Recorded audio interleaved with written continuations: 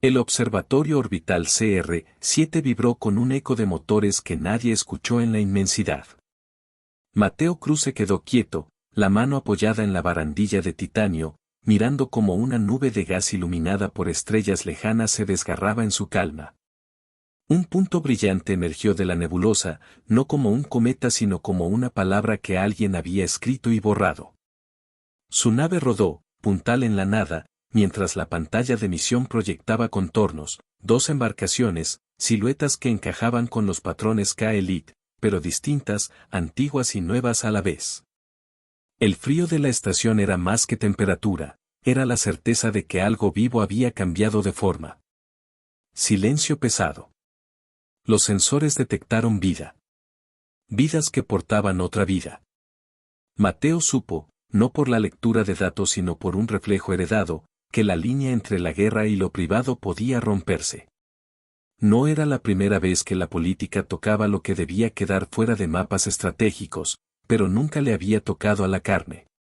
En los informes se hablaba de un fenómeno biológico atípico y de la posibilidad de interferencia genética. En la memoria parcial de su archivo personal, apareció un nombre que ya había intentado enterrar, el de una estación en la órbita de Kepler 41. Un campamento donde habían probado adaptaciones humanas a atmósferas extranjeras. Allí, en un archivo cifrado, había una foto de un niño con los ojos llenos de cielo. Mateo cerró los puños. El pasado tocó la armadura. El universo contuvo el aliento. Desde la bahía de Atraque, la transmisión cifrada llegó sin advertencia, dos figuras emergían del portal de la nave menor, la mayor con el rostro marcado por líneas de historia, la otra joven. Frágil en su porte pero con una mirada que desafiaba cualquier cálculo. Ambas mostraban señales de gestación avanzadas. La idea de que un mismo humano pudiera ser el origen de ambas formas una vez pareció una leyenda incapaz de formar planos de lucha. Y sin embargo, frente a Mateo, el relato se presentó sin metáforas, madre e hija, ambas portando semillas de vida, y el nombre del progenitor flotando en secreta transmisión, Mateo. No por casualidad, sino por huellas dejadas años antes cuando, en misiones de rescate humanitario, había pasado una estación entero con los K-Elite. Había sido un lugar para salvar vidas, ahora esas mismas vidas exigían respuestas. Ecos viejos retornaron. El silencio se volvió un grito entre las estrellas. Un mensaje oficial pidió detención, una orden desde los altos mandos, custodia temporal hasta evaluación. Pero el imperio K-Elite, organizado, meticuloso, heredero de un código que veía a la descendencia como propiedad imperial, envió emisarios con demandas distintas. Entrega inmediata de los cuerpos gestantes para preservación y estudio en nombre del linaje y del control. Las cartas políticas olían a antiguo, venganza, reordenamiento, una advertencia para los humanos que habían mostrado demasiado interés en territorios que les pertenecían solo por conveniencia. Mateo entendió que esto no era una disputa sobre territorios estelares, era una pugna por lo que nacería. La sombra del imperio se alargó. Los humanos no rezan. Actúan. El pasado de Mateo no era héroes sin manchas ni soldados sin cicatrices. Nacido en la costa de un planeta que ya no recordaba nombres, había aprendido a leer mapas de supervivencia más que mapas políticos. Sus dedos aún sabían la textura de la madera quemada por una bandera que una vez arrojó humo como advertencia. En su memoria se colaba la melodía de un piano en una plaza arruinada, notas que alguien intentó sostener bajo fuego. Aquellas cosas lo habían marcado, los sonidos se habían convertido en razones. Y cuando supo que su sangre figuraba como origen de un acontecimiento capaz de provocar una guerra entre especies, sintió la tensión de cumplir dos juramentos, el de su rango y el de una promesa humana no escrita. Recordó el piano. A veces, la culpa es un eco que no cede. En la sala de crisis, las proyecciones desplegaban opciones como cartas en un juego que nadie quería jugar. Consejeros políticos susurraban sobre tratados, sobre concesiones que podrían salvar vidas hoy pero hipotecar la libertad mañana. Algunos sugerían entregar a las gestantes para evitar una guerra total, Otros, liderados por la mirada dura del almirantazgo, abogaban por un enfrentamiento. Mateo habló poco. Su voz, cuando apareció en el canal, fue una orden que mezcló humanidad y estrategia, proteger a las dos K-Elite hasta que la coalición encontrara una alternativa que no terminara en quirófano imperial.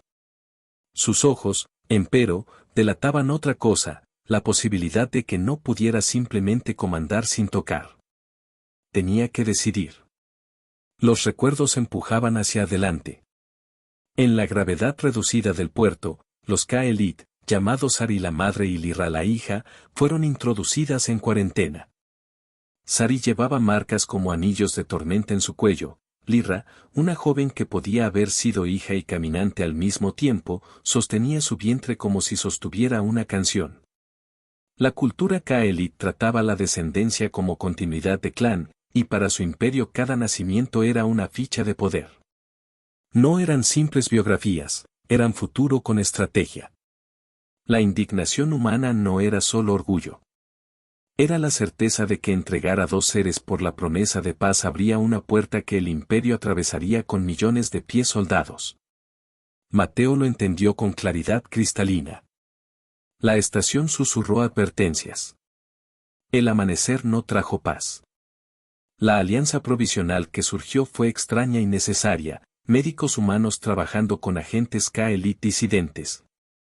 Científicos fuera de la órbita de la política y veteranos que habían visto lo suficiente como para saber que la guerra te deja siempre con menos de lo que empezaste.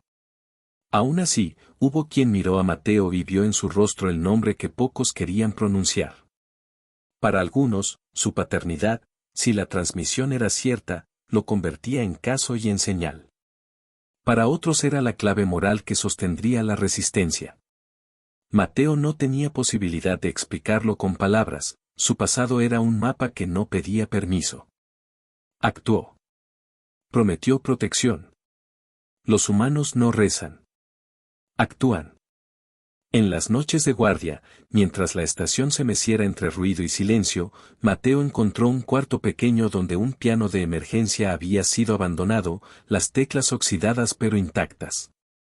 Por un instante dejó que los dedos repasaran una secuencia en la memoria, una canción que su hijo le había inventado una noche de tormenta.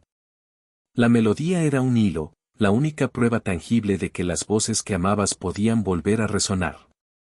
Cuando la tocó, la nota no llegó más que como reminiscencia, pero bastó para anclarlo. El pasado volvió a pedir cuentas. El universo contuvo el aliento. El imperio K-Elite envió una delegación. Llegaron en naves que parecían talladas por mareas de metal, su estética mezclaba tradición y maquinaria fría. Reclutaron a comandantes de mundo y juramentos antiguos, desplegando historias de sangre y deber. Declararon que los hijos de K-Elite nacidos con genes humanos requerían la tutela imperial para evitar corrupciones culturales y biológicas. El tono diplomático era frío.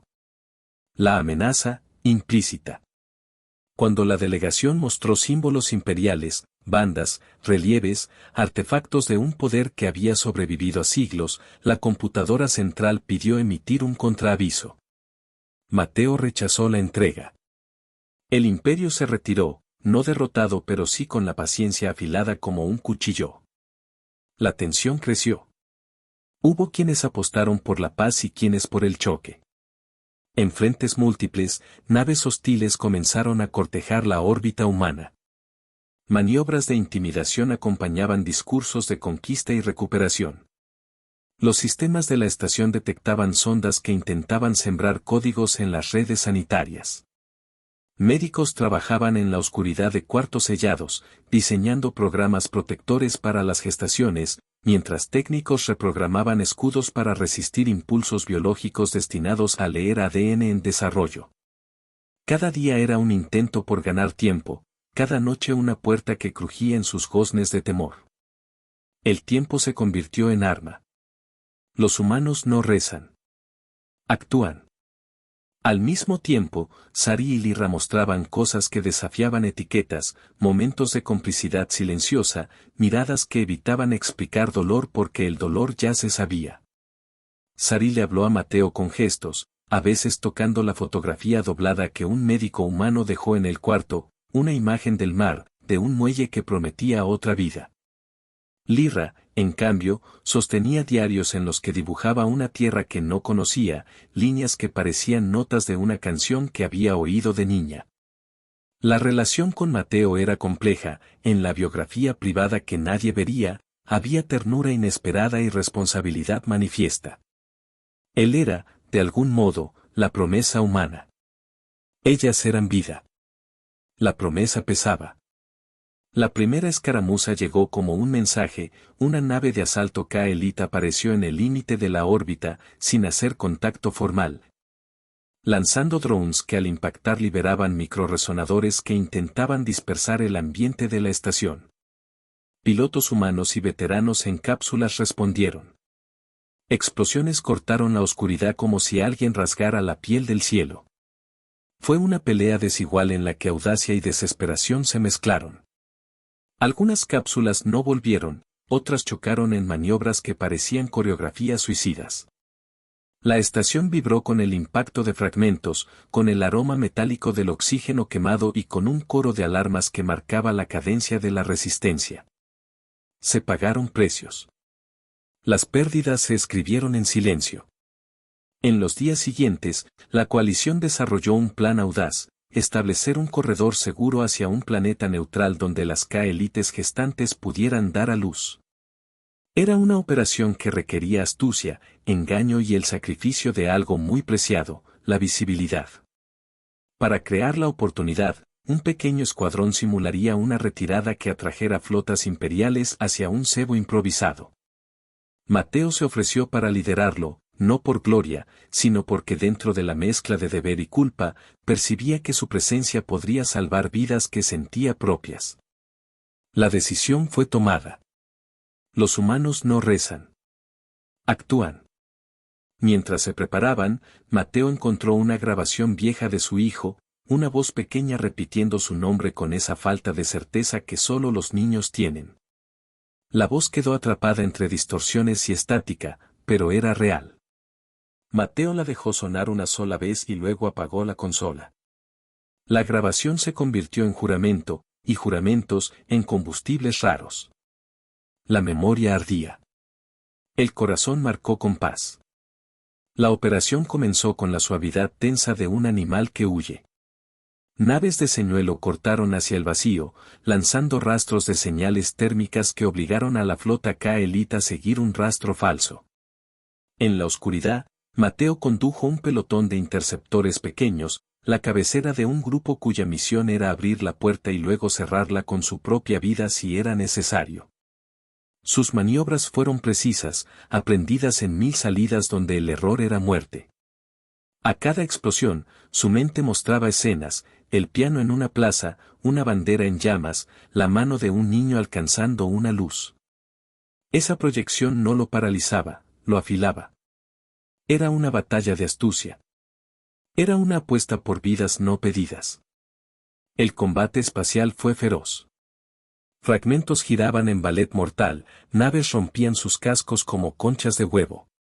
Mateo condujo la carga con una calma deliberada, dando órdenes cortas y moviendo piezas humanas como si jugara en un tablero donde cada pieza llevaba un nombre. Pilotos jóvenes ejecutaban maniobras de distracción que dejaban que veteranos se colaran en deflectores y armas enemigas. El costo fue alto, amigos de campaña se transformaron en letras borradas. En un minuto de calma forzada, Mateo escuchó en su casco un eco que no era radar, la voz de un niño pidiendo que no lloraran. Fue una alucinación, o un recuerdo que volvió a vivir. Si era un engaño del cerebro, era una bendición. Fue humano. El universo contuvo el aliento. Cuando el pelotón llegó a las coordenadas del corredor, encontraron la sorpresa, una red de minas gravimétricas escondidas por los Ka-Elite, diseñadas para romper naves medianas. Las explosiones arrancaron parte de la flota y con ellas, la posibilidad de un retiro ordenado. Frente al espectáculo, Sari ordenó, con un gesto que Mateo no entendería plenamente, que las puertas biológicas se abrieran. Su decisión fue clara, Prefería un nacimiento en medio del ruido que una herencia arrancada por manos políticas. Lyra tomó la mano de su madre con fuerza y, por primera vez, sus miradas se encontraron sin palabras. En la radio, las voces de los médicos resonaron con instrucciones que se cebaban en lo imposible: estabilizar, improvisar, sobrevivir. La vida reclamó su derecho. Los humanos no rezan. Actúan. El corredor se abrió por instantes que parecieron eternos. Mateo lideró la última maniobra de tránsito, una danza que combinó velocidad y extremos de ingenio. Una nave de su escuadrón se sacrificó para crear una explosión contrafásica que desvió una avalancha de escombros, otra quedó fuera de control y fue tragada por la gravedad de un fragmento mayor. Dentro del pod, bajo la vibración que parecía devorar la garganta del mundo, se aferró a la imagen de su hijo. Esa imagen le dio manos. Se decidió el precio. El sacrificio se volvió señal. La última defensa sobre el mundo neutral fue una sinfonía de odio y amor. Flotas de ambos lados convergieron como tormentas en una carretera galáctica. El combate dejó de ser solo táctica, fue ritual. Mateo y su unidad penetraron en un corredor donde la gravedad fluctuaba como respiración irregular. En el planeta, la lucha terrestre se llenó de sombras, soldados K-Elite que habían sido criados para obedecer, y soldados humanos que habían sido formados para recordar razones. Entre disparos que chispeaban en la noche, se escuchó algo parecido a una canción, un arpegio improvisado, tocado con las uñas sobre una consola expuesta por una médica que todavía respiraba. Era un puente entre memorias. El ruido rompió el cielo. La rabia se volvió Tempel. En la estación médica improvisada, bajo una lona rasgada y entre luces intermitentes, el parto comenzó con la violencia de la vida que se abre paso. Sari gritó sin palabras, con sonidos que Jacob, el doctor, tradujo como patrones de respiración que ayudaban a abrir el canal. Lyra, a su lado, sostenía la mano de su madre con la convicción de quien conoce el riesgo. Entre los gritos, Mateo se mantuvo en la periferia, su cuerpo una barrera de dudas y decisiones. Cada contracción era una estación de meteoros, cada segundo una eternidad. La guerra hizo del nacimiento un acto clandestino y sagrado. La vida no esperó la paz. Los humanos no rezan. Actúan. En los escombros del hangar, un piloto, un chico que había perdido la madre en una colonia bombardeada y cuya voz aún temblaba cuando decía el nombre de su perro, se lanzó en maniobra final para atraer una corbeta K-Elite hacia un campo de restos donde explotó en una luz que lo borró. Nadie vio su rostro al morir. Su nombre se convirtió en rumor. La noticia llegó a Mateo como lluvia. Con esa lluvia vino la furia y la claridad. La guerra no perdonaría a quienes se quedaran a mitad de camino entre la compasión y el cálculo. Alguien dio su vida. La rabia se transformó en impulso. Cuando la corbeta que amenazaba la maternidad fue derribada por la maniobra de fe, la señal se abrió para un corredor de calma temporal. En la mesa de operaciones, el llanto no tuvo nacionalidad. Un primer alarido salió del vientre de Sari, un sonido que atravesó los cascos, los brazaletes y las armas. Luego otro llanto, más tenue, pero firme, escapó del cuerpo de Lyra. Dos vidas recién nacidas respiraron por primera vez bajo los mismos techos que habían visto caer fragmentos del cielo. En ese instante, nada de las jerarquías importó. El llanto fue respuesta y desafío. La esperanza rompió la coacción. El universo contuvo el aliento.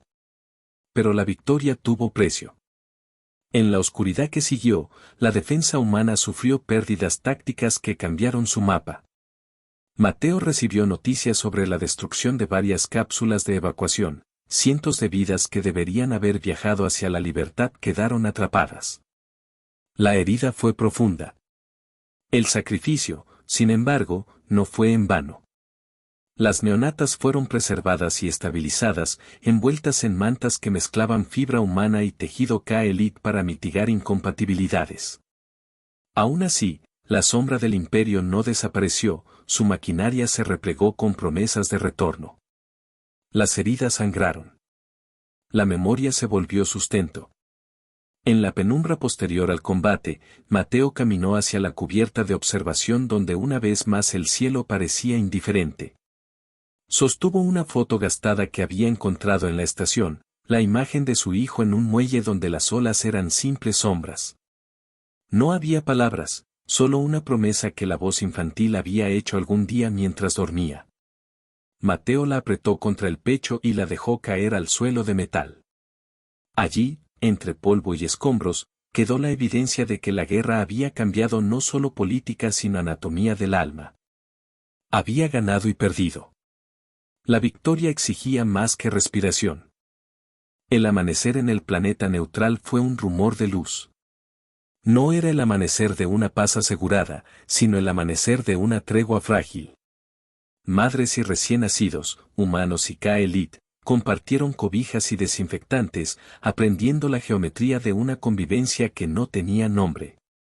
Mateo observó cómo una enfermera humana arrullaba a una criatura que tenía el cuero cabelludo cubierto por escamas suaves, como si la galaxia hubiese cosido distintas telas en una sola. Era una imagen imposible para los que habían pensado en fronteras fijas. El mundo respiró en voz baja. El orgullo fue silencioso. En los meses que siguieron, se constituyó una comisión mixta encargada de supervisar el cuidado y el desarrollo de las neonatas. Hubo propuestas para crear refugios permanentes, escuelas y protocolos que aseguraran que la herencia genética no fuera utilizada como arma. La política no dejó de moverse, pero la presión pública humana cambió el cálculo. La imagen de niños con ojos que recordaban dos cielos había transformado la narrativa. La protesta, esa palabra que se viste de mil maneras, se convirtió en escudo. La gente recordó por qué luchaban. La memoria se recompuso en acto. En los retiros personales, Mateo encontró momentos de punzada y consuelo.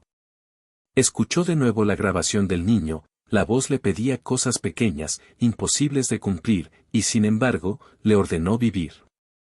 Repara una bandera en la cubierta, con manos que tiemblan un poco, y la cuelga como signo de que algunas promesas siguen vigentes. A veces, cuando los sonidos del planeta le recordaban la lluvia de su infancia, cerraba los ojos y reconocía un piano a lo lejos. No era el mismo, pero el gesto, intentar tocar una nota, lo volvía humano. La nostalgia no murió. El amor siguió siendo tarea. Con el paso de las estaciones, las neonatas crecieron rodeadas por una comunidad que aprendió a narrarles dos historias a la vez. Sari y Lira, convertidas ahora en símbolos y madres al mismo tiempo, trabajaron con los niños para que entendieran su derecho a elegir. Mateo, lejos de las cámaras, trabajó en proyectos de reconstrucción. Su nombre aparecería en informes y placas, a veces acompañado por críticas y otras por reconocimiento. En la quietud de la noche, cuando las sirenas no sonaban y las estrellas no parecían juzgar, Mateo se permitió sentir el orgullo de quien sobrevive a sus errores y los transforma en cuidado. Había legado. Los humanos no rezan. Actúan. El imperio Kaelit no desapareció, se reorganizó y observó. Pero la semilla sembrada en aquel amanecer demostró algo que ni la diplomacia ni la espada lograron: la vida forja alianzas indeseadas pero reales. La idea de que un planeta se defiende solo con fuerzas militares se dio ante la evidencia de que la defensa también es maternal, médica y moral. Comunidades se misturizaron, protocolos se reescribieron, y las voces que alguna vez pidieron venganza comenzaron a ser respondidas con palabras que hablaban de futuro. El orgullo humano creció. La esperanza se volvió acto. En la última escena visible antes del silencio final, Mateo se detuvo en la colina donde, tiempo atrás, había visto arder una bandera. Ahora, con manos que habían aprendido a tejer y sanar, colocó una nueva tela. No era perfecta, tenía remiendos y manchas, marcas de humo y de lágrimas. La izó con reverencia, y por un minuto la bandera ondeó como si contuviera todos los nombres que la habían formado: víctimas, nombres no pronunciados, sacrificios anónimos, los que murieron y los que siguieron. A su lado, una enfermera Kaelit ofreció una sonrisa que rompía barreras antiguas. Mateo la aceptó sin fanfarrias, su rostro se abrió a algo que parecía, por fin, sencillo, expectativas que se vuelven cuidados. El legado se sostuvo. La especie encontró voz. Vinieron por un planeta, pero despertaron a una especie.